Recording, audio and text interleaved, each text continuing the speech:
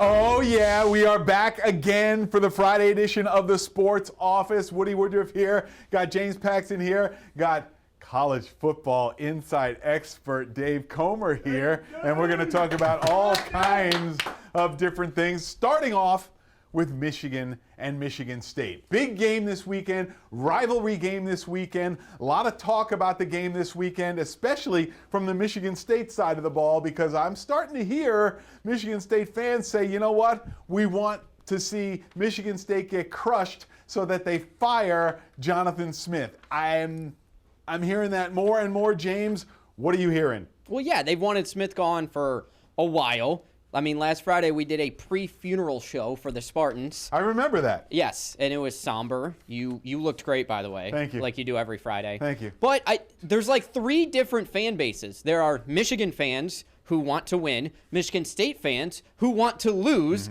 and Michigan State fans who want to win only because they're facing the Wolverines. Nobody from Michigan State actually wants them to win for the benefit of Jonathan Smith. They hate this guy. You know what? How disappointing is that? I mean, not really. Rooting for your team to lose, Dave. I mean, this is not the kind of thing that's normal, especially even in this rivalry. Exactly. And it's funny because I've heard it said that Jonathan Smith hasn't lost the team, but maybe he has lost the fans. And I think it's obvious. And it's in some ways, this almost like brings to mind the final days of Rich Rod or the final days of, Brady Hoke. Exactly. Where you have one fan base that's kind of hoping against hope. And I just see that Michigan State, can they save their season with a win is my biggest question. Well, that was the question I posed on the air tonight. I mean, this is usually a get-right game for somebody. But, I mean, with the Spartans having lost 4 straight, even if they win, is this a get-right game? I mean, do they have enough? Yeah, it's like they're circling the drain at times. But oh, my goodness. But the thing is, with Indiana, at least they showed a pulse. And I think that was like the biggest, not to name drop our political show with Roop Raj. That's pretty awesome. But I will say Shameless that plug. Wow. The biggest problem, though, is that a lot of people, and we kind of thought, the Grim Reaper would be, in the crowd as well on the sideline for Indiana. I think it rained. The Grim Reaper doesn't come out when it rains. The Spartans showed some heart.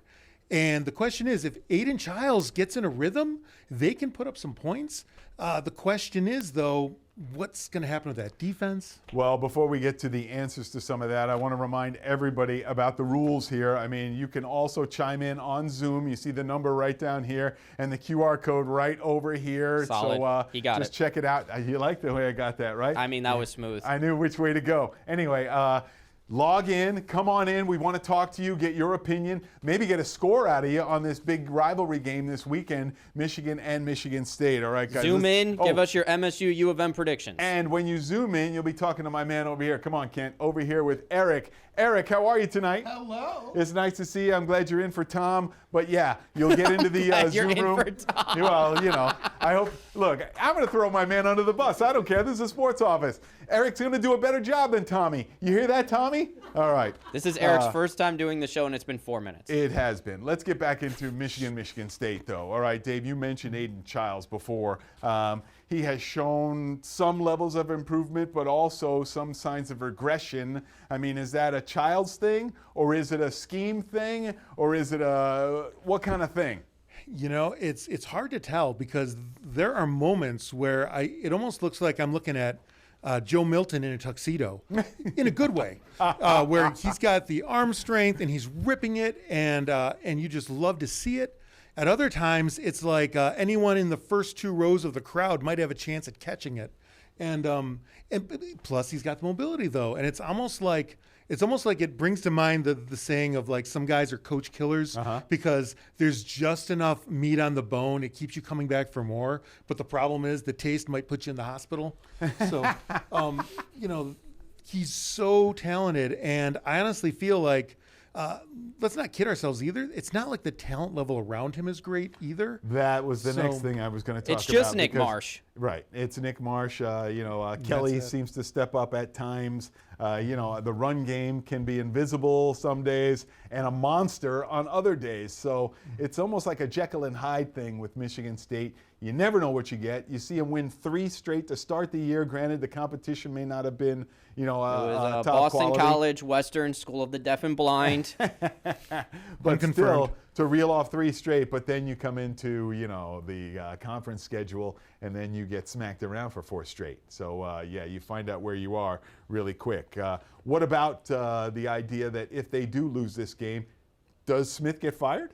I think we're legit on death watch, where you could, at any moment, if they lose. Now, of course, this begs the question, is it going to be really close? Mm-hmm. Is it going to be, kind of like a Bobby Williams light Does it matter? kind of loss? Right. I honestly, if they lose in the last few seconds, and it can probably be spun as a rah-rah, we almost got him, guys, Mm-hmm. kind of thing, who knows? I think, but either way, it looks like Jonathan Smith is a dead man walking. Yeah, James. but with Michigan a 13.5-point favorite in this, if they get blown out, and okay, we say Smith gets fired or whatever, who's next? Who might be the next guy? Is it someone from within that they bring up for the final 4 games of the year, or is it some national search that starts or has started already, and there's somebody waiting in the wings, to step in and pick it up? We'll go. I want to steal Pat Caputo's idea because he said it a couple weeks ago. Oh, what did he say? And the first time I heard it, I was like, that sounds crazy. But every single time it's been brought up since, I'm like, what about Robert Saleh? He's from this area. He's clearly a motivator. He's a defensive-minded head coach. You bring him into the Big Ten. You offer Robert Saleh a ton of money. I bet you he can get some recruiting. What about Saleh, Dave?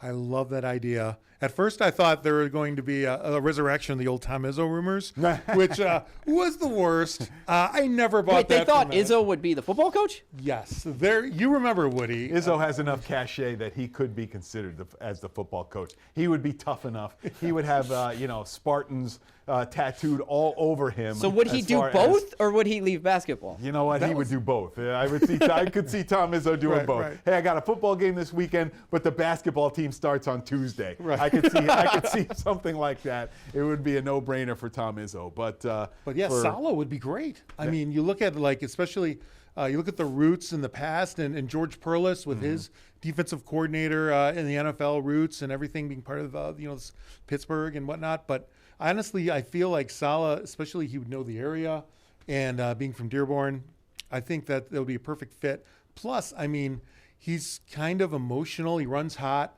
And that's what you want at the college level. Jonathan Smith, from day one, it just seemed like pinch the guy to see if he's awake. Is that the level of emotion that Michigan State would need moving forward, only because it would reinforce the recruits coming in? It would maybe open up the transfer portal a little more, because right now I see guys maybe planning their change of address forms to hand into the office in East Lansing. I mean, Well, I will say, as much as sometimes college football purists rue the day that the portal and NIL became such a big deal, at the same time, it's also, man, you can get a meal quicker than instant grits.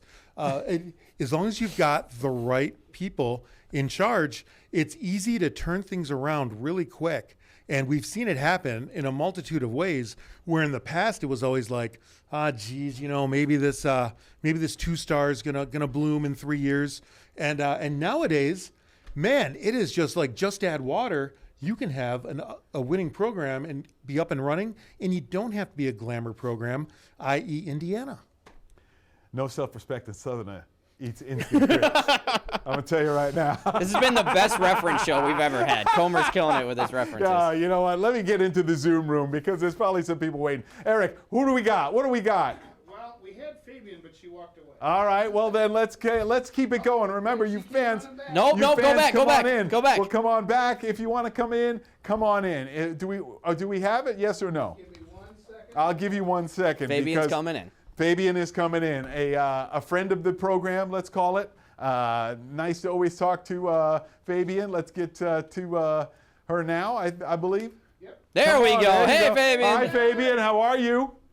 Happy Friday, crew. I'm well. How you all doing? Oh, Hey, Willie, fantastic. crew. Happy Friday to you too. You know, we're talking Michigan, Michigan State right now, the big rivalry in college football. What side do you sit on this, and what do you think the score might be on Saturday? It's gonna be like it's gonna be the high 30s to about 30 to 9. 39, Might get who- a couple of field goals Who wins? from Bryce Underwood and his team. Michigan. I see Yes. where you're angling. I mean, is it just because of Bryce Underwood? I mean, what makes him so attractive in this matchup? No, well, Bryce is surrounded with some good players, so that's the good thing for him. He got the arm. He's still learning the ropes, but he got enough support around him that's gonna pull him through this win for this weekend. That is fantastic analysis. Look at that. Fabian coming in strong with it. We love that on a Friday. Thanks a lot, Fabian. Appreciate you. Thanks for calling Appreciate in. you, All right, thanks. go Maize and Blue, go MSU, whichever way you want to fall. Fabian's looking at Michigan. And go What'd you Canes. say? Go Canes. The low 30s to 9. Woo! My goodness gracious. You know, when do we have to break in this? Do we have to take a 15? Okay, good. Let's keep going, because what we didn't talk about was the flip side of the rivalry, Michigan. Okay, they come in at 5-2. Expectations are they're going to come in and just wipe the floor with Michigan State and continue to move on, or then run into some trouble, James. Well, I think they're going to have a good game, and it's kind of what I said on yesterday's Sports Office show. Jordan Marshall impressed me so much last week. And, of course, Michigan's O-line is outstanding, but without Justice Haynes, I think they're going to be fine tomorrow. And if you even had Haynes, that'd be a plus. But they are going to run the ball so effectively tomorrow because Michigan State does not have a good front seven, and Marshall's going to have a big game. So then you take a lot of the pressure off Bryce Underwood. We hear this in the pro game a lot, but we're going to see it probably on Saturday. Complementary football. Yes. I mean, offensive line helping running backs helping wide receivers. Lots of plays opening up for Michigan. I assume that's what I anticipate. But maybe Spartan Dogs might step up and lock that down. I don't know, Dave, if that's going to be possible, but we're going to see. The other thing I want to talk about is Bryce Underwood. You heard Fabian mention him, as the leader of the Wolverines. But again, what about developing him as a quarterback? It seems that they may be a little bit behind in that. I mean, it seems that he's more of just a runner and a short pass guy. But, I mean, he was touted as coming in with one of the strongest arms in the country. You know, and I think he's got it in his tool belt. But the problem is, at times, it's almost like I've heard it said that it's almost like having a Lamborghini and you're using it only on side streets, but they never get to the freeway. And really, you got to turn them loose and let it rip. Also, formerly a great political show. Oh, man, nice plug there. That's I will good. honestly say that we got to see the offense kind of. It's been evolving, and I really loved what they did against Washington because a lot of us were questioning if they were going to be able to find enough points. And so, Underwood's developing, and honestly, we still have to remember the guy's 18 years old. He's still really young, and I think he's a work in progress as much as the hype and everything kind of we're at risk of being buried by it at times.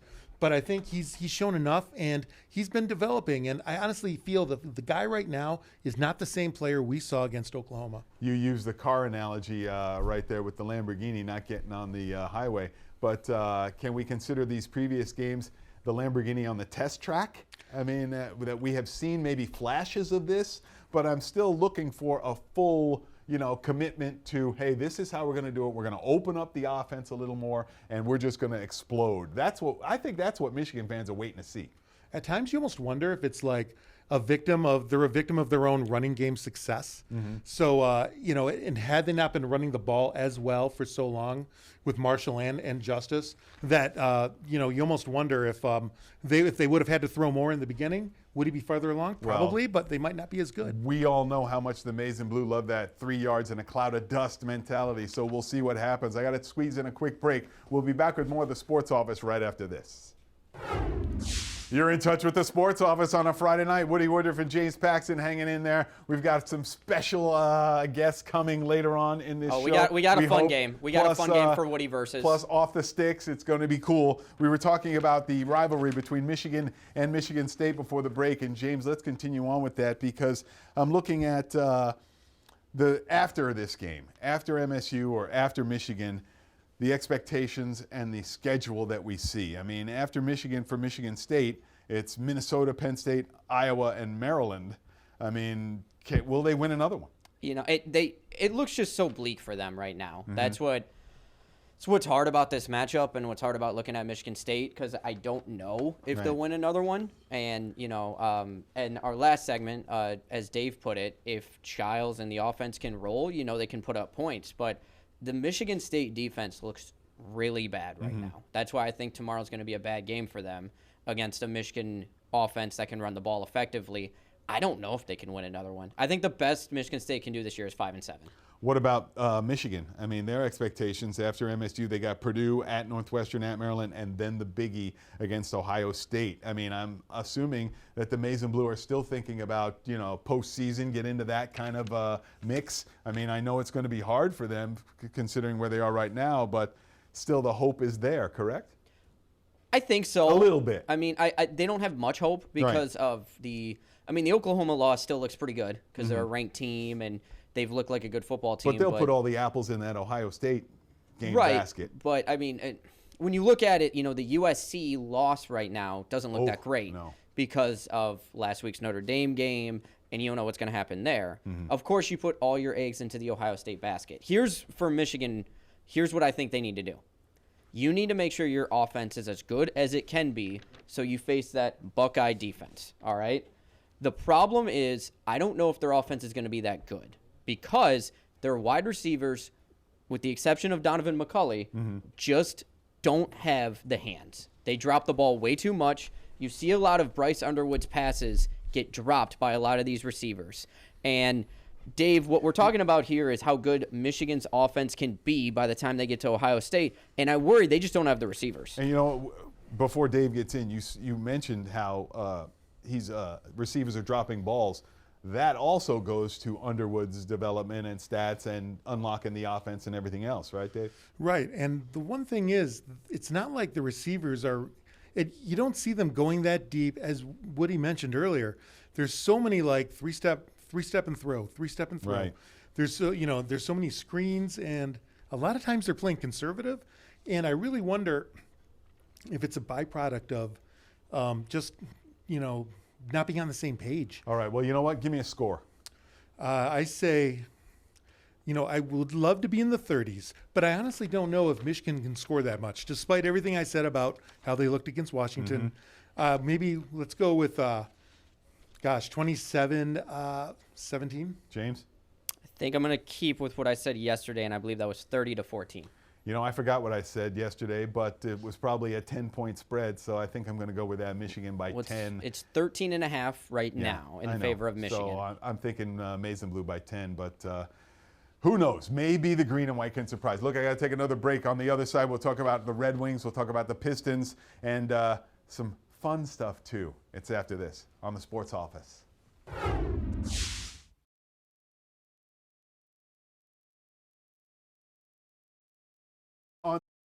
They went on the road and lost 2 straight. They're now 5-2. They need to get things back in order because we don't want to see them start to slide after winning 5 straight. Let's go to the Pistons real quick. Detroit in Houston tonight after losing Wednesday night in Chicago to the Bulls in the season opener. Let's hope they can turn it around tonight in Houston against the Rockets team. It'll be the battle of the Thompson brothers, Asar versus Amen. And let's hope that our guys can get it done in Game 2 of the season. All right, now let's go to our favorite segment on Friday nights, Off the Sticks. I've got James here. Take it away, James. What do we got tonight? Well, thank you, Woody. It is Fun Friday. I am your host, James Paxson. Woody is 2-0-1 in these Woody versus challenges. He hasn't lost one, but he tied my man Aaron Jordan last week in a field goal kicking contest. They went 0 for 5 and 0 for 5. It was embarrassing. What are we doing tonight? Well, tonight we are going to be playing Sticky Tic-Tac-Toe. Okay. And I brought in a really, really great competitor, my friend Dylan Dahlberg, producer over at Fox 2. Hi, Dylan. I bet you he has thrown some ping pong balls before, so this is going to be a good one. Everyone get your balls. It looks like Dylan picked mint green, so Woody can have black. This one's pretty simple. You can bounce it. You can just throw it regularly. You have to make a tic-tac-toe perfect. Now, This is really, really sticky. Ooh, that's sticky. Ooh, that's sticky. I'll let you go first. All right. Dylan is first.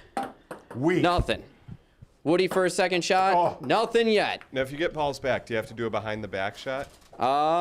We'll see. Oh, What'd you get? we're going to say that's the middle. All right, right in the middle. We're going to say that's the middle. Woody? Nothing. Oh. Dylan's going with the underhand motion, and he's got the middle again. So, Underhand looked Nothing. good. I didn't get it. okay. Oh, my goodness. I'm going to say that's this one here. So he's one away. Oh! Perfect block. You saw that, right? Aaron, it looks like underhand's the motion It here. looks like it, yeah. Oh, Woody. Ooh. nice bounce. I Come like on, it. I producer like it. power here. Brick. Oh, that Oh. counts. That counts. Woody. Oh, Blocking that, I like baby. it. I like it. Oh! Woody's first loss! Congratulations. That was nice. That was is nice. the tic-tac-toe. Well done. Well done. I have to give credit to the winner here. Nice job, Dylan. I want to talk to our champion here. You were the first person to beat Woody.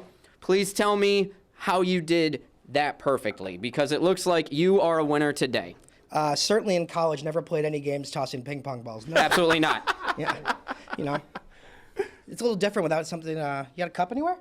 No, I don't have beverages. a cup. There's Dang not it. really any drinking No allowed in the beverages. sports office yet, but we'll get there. And Listen, look, you know what? I'm a good sport about it. I lost tonight, but we'll be back next Friday maybe with another fun game. And you got to have to wrap it up for the sports office. Got about 30 seconds left. What are we going to have Monday? You know what? How about a sneak peek on Monday? Because we got a sneaking suspicion. Little Bird told me that we might hear from Detroit Mercy head coach Mark Montgomery on Monday night talking about the Titans and their upcoming season. So come on in for that. The Zoom room will be open. Put up the number again. Go ahead, James. Finish it out. oh, and Tuesday we got a pretty good guest on the sports office. We have Peaches, Dan Petrie, joining us, and we got a lot of Scooble talk. We have a ton of Tigers talk, so that one's going to be fun. Next Friday, it's Jennifer Hammond and me and Greg Campy in studio. Greg Campy in studio? Greg Campy in studio. I can't wait. It's going to be a lot of fun. Join us on the sports office every day. Zoom in. You got the code, the QR code, all that stuff. We have fun here, and we like to have you in as well. Thanks for watching the sports office on Fox 2, Fox Local, the app.